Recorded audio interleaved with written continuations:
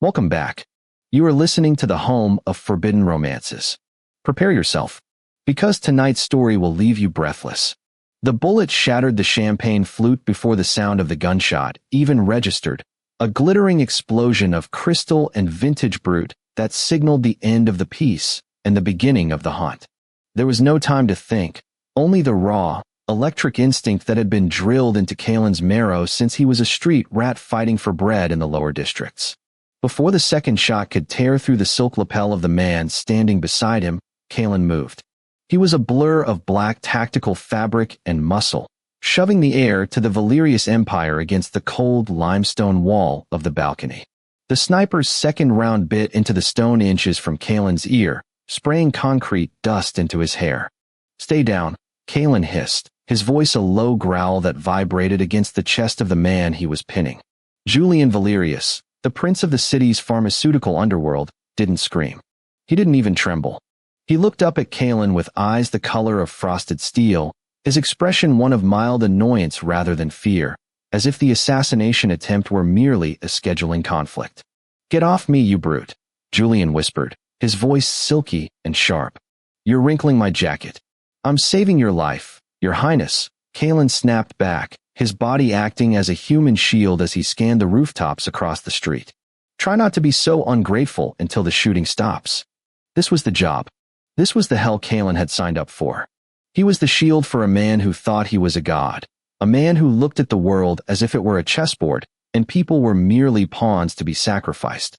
But Kalen had a secret, one that burned heavier than the gun holstered under his arm. He wasn't just here for the paycheck.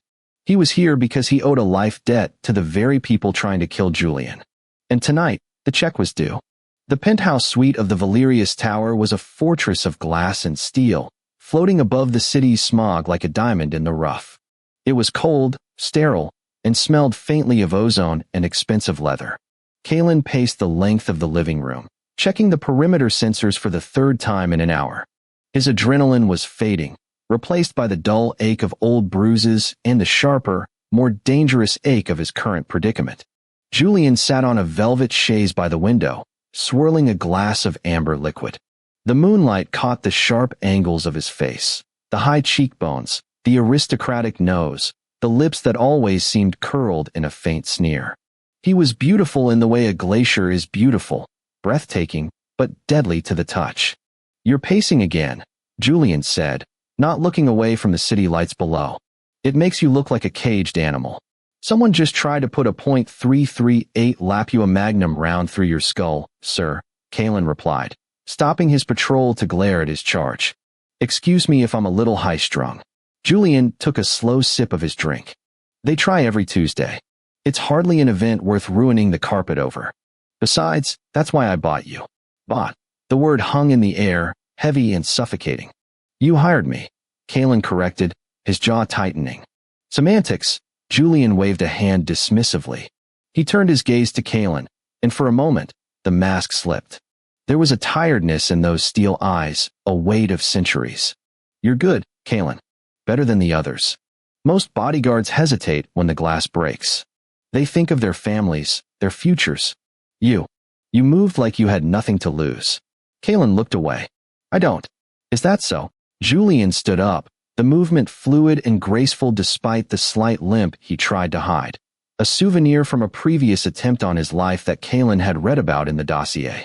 Julian walked closer, invading Kalen's personal space. The height difference was negligible, but Julian's presence was overwhelming.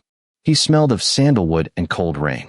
He reached out, his pale fingers ghosting over the lapel of Kalen's suit, right over the hidden holster. "Everyone has something to lose, Kalen," Julian murmured, his voice dropping an octave. "Or someone." Kalen's heart hammered against his ribs, not from fear, but from the sudden, suffocating proximity. He should step back. Protocol dictated he maintain a professional distance. But his feet felt rooted to the floor. "Why did you hire me?" Kalen asked, his voice rough. "You knew my background. You knew I came from the gutters. You knew the syndicate has leverage on me." Julian's fingers stopped moving. His eyes locked onto Kalen's, searching, dissecting. "I hired you because a wolf makes a better guard dog than a poodle. And because I wanted to see if a man born in the dark could learn to love the light." or if he'd just drag everything down into the shadows with him. I'm not a metaphor, Julian. I'm a gun for hire. Then do your job, Julian whispered, stepping back, the moment shattering like the champagne glass. Guard my door. I'm going to bed. Kalen watched him walk away, the limp more pronounced now that Julian thought no one was watching. He felt a strange pang in his chest, a mixture of anger, pity, and something that terrified him far more, desire. The call came 3 days later. Kalen was in the gym, punishing a heavy bag as if it were his own conscience.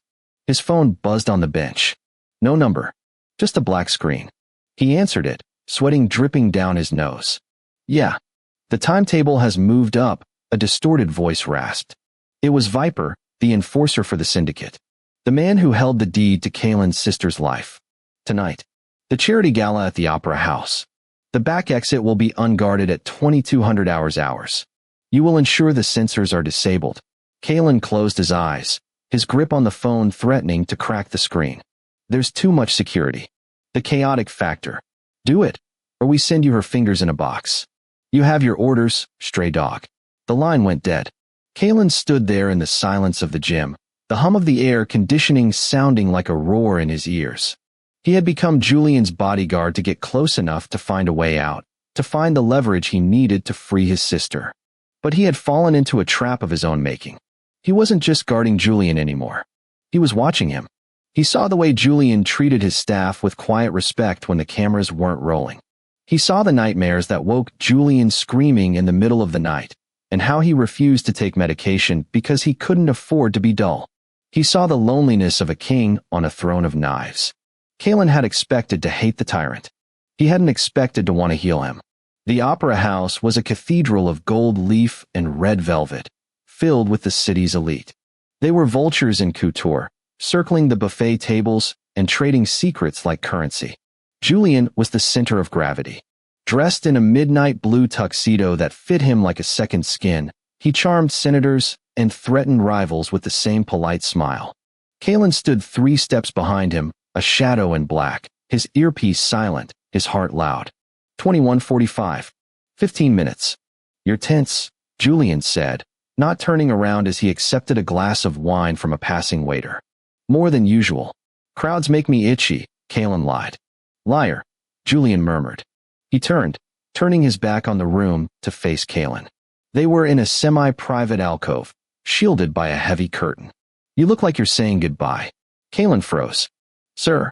Julian stepped closer, his eyes scanning Kalen's face with an intensity that burned. I know about your sister, Kalen. I've known since the interview. Kalen's hand twitched toward his gun. How? I know everything. It is my business to know, Julian said, his voice devoid of anger. The syndicate wants me dead. They're using you to open the door. The back exit, 2200 hours. Correct. Kalen felt the blood drain from his face. If you knew, why let me stay? Why bring me here? Because, Julian reached out, taking Kalen's rough hand in his own manicured one.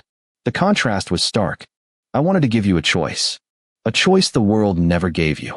They'll kill her, Kalen choked out, the desperation cracking his stoic mask. No, they won't, Julian said softly. He pulled a phone from his pocket and pressed play on a video. It was a live feed. Kalen's sister, safe, sitting in a room that looked like a luxury hotel, watching cartoons. 2 of Julian's elite private security team stood guard at the door. I extracted her an hour ago, Julian said, slipping the phone back into his pocket. She's safe. The dead is gone. Kalen stared at him, his world tilting on its axis. The man he was supposed to betray had just saved the only thing that mattered to him. Why? Because you saved me on the balcony, Julian said, a rare, genuine blush coloring his pale cheeks. And because I have grown fond of my shadow. The earpiece crackled. 22:00 hours. The door, Kalen said, his voice hardening. The sensors are still active. But they'll be coming anyway.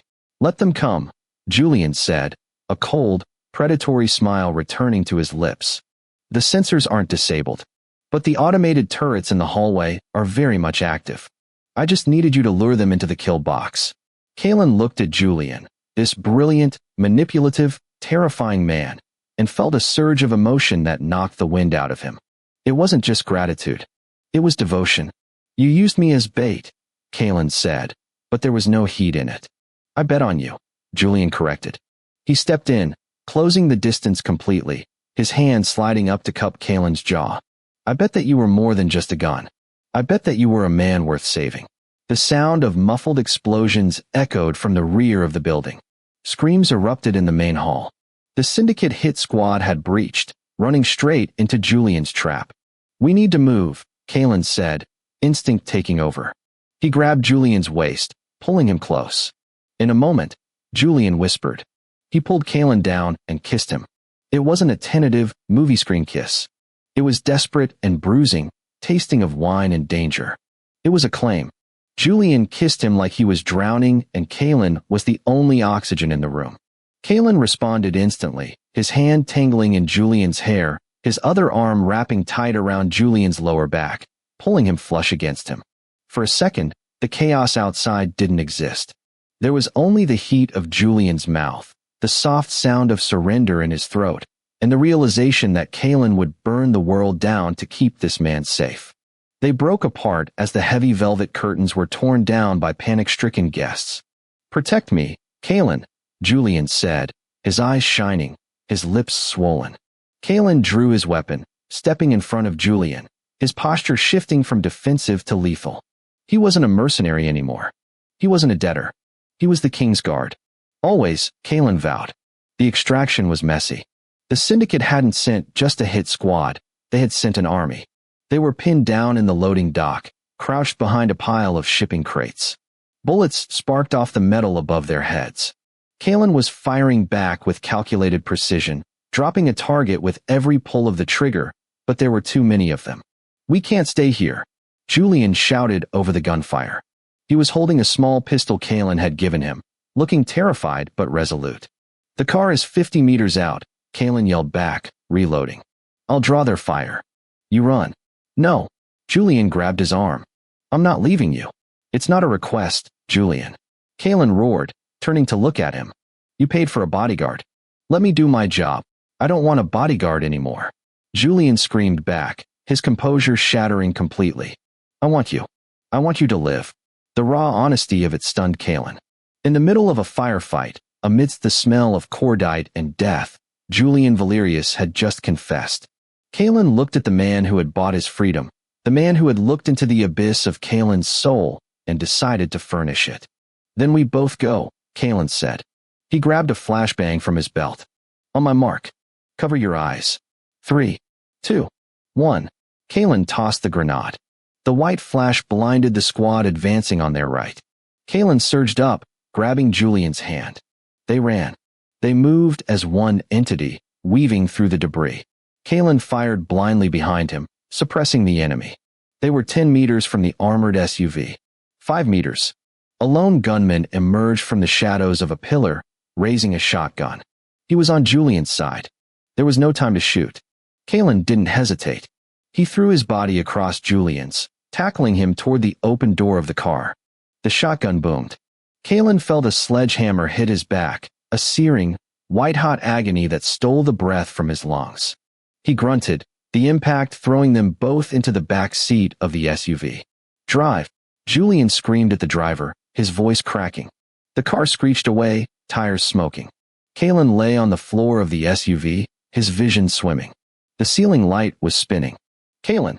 Julian was hovering over him, his hands pressing frantically against the sodden mess of Kalen's back. Kalen, look at me. Look at me. Did I get blood on your jacket? Kalen wheezed, a bloody smile touching his lips. Shut up, Julian sobbed, tears streaming down his face, mixing with the blood on his hands. You idiot. You noble, stupid idiot. You're not allowed to die. That's an order. Do you hear me? That is a direct order. Kalen reached up, his hand trembling, and wiped a tear from Julian's cheek. His fingers left a streak of red on the pale skin. You're safe, Kalen whispered. The darkness rushed in, not cold and terrifying as he had always feared, but warm.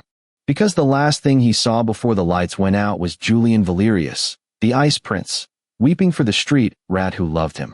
The hospital room was silent, save for the rhythmic beep of the monitor. It was a private wing, entirely secured by the Valerius staff. Kalen woke slowly. The pain was a dull roar now, muffled by heavy drugs. He tried to move, but his body felt like lead. "Don't," a soft voice commanded. Kalen turned his head. Julian was sitting in a chair next to the bed. He looked like he hadn't slept in days. His pristine suit was rumpled, his hair messy, and he was still wearing the shirt stained with Kalen's blood. "You're awake," Julian said, his voice wrecking. "Am I fired?" Kalen rasped, his throat dry. Julian let out a wet laugh, leaning forward to rest his forehead against Kalen's hand on the bedsheet. "Fired?